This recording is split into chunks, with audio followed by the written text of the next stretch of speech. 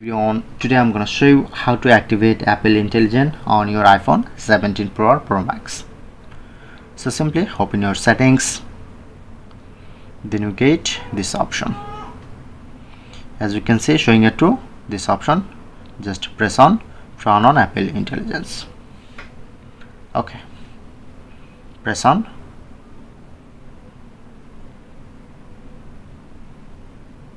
Press on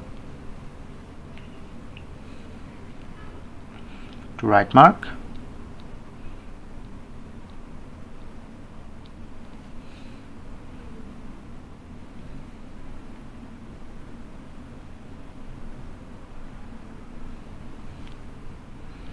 Click on to continue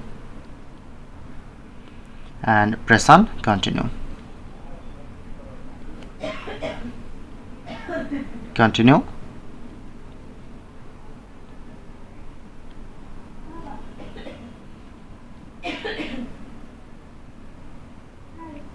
Okay, now it's turn on this option.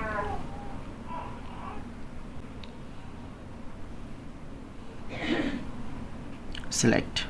So overall setup, you just wait 50 minutes or 30 minutes, then you can enjoy this feature.